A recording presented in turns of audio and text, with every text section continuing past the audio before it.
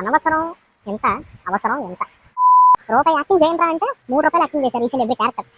కథలు అవసరం లేదు కానీ ఇరికించి ఇరిటేషన్ తెప్పించడానికి ఆ క్యారెక్టర్స్ పెట్టినట్టు పెట్టారు కొన్ని. The review of Srikakulam Sherlock homes.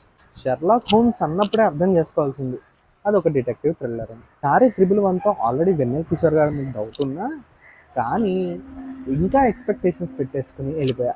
ఒక పోస్టర్, ఆ పోస్టర్ లో వెన్నెల కిషోర్ గారు ఎంత చార్లీ చాప్లిన్ చూస్తే అంటే ఏదో కామెడీ ఉంటుందని కూడా ఎక్స్పెక్ట్ చేశా. సరే కొంచెం రిలాక్స్ అవ్వచ్చని చెప్పి వెళ్ళా. కాన్సెప్ట్ రొటీనే కానీ ఆ రొటీన్కి each and every character each and every clue కి ఆరిజిన్ స్టోరీ.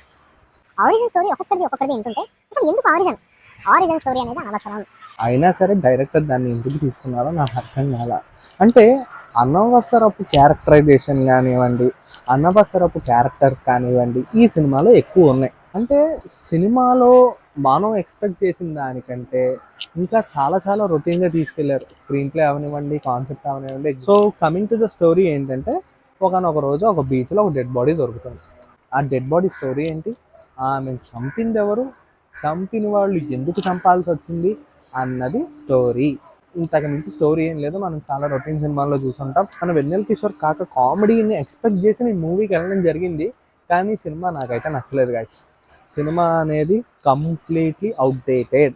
కానీ ఈ సినిమాలో చెప్పుకోదగ్గ పాయింట్ ఏంటి అంటే లాస్ట్ 40 minutes లాగారు.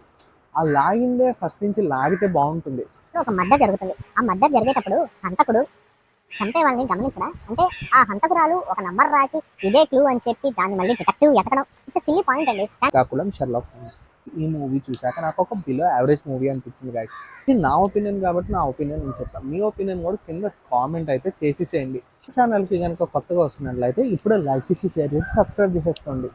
మరిన్ని మూవీ రివ్యూస్ అండ్ అప్డేట్స్ మళ్ళీ మీ ముందుకు వస్తాను. బాయ్.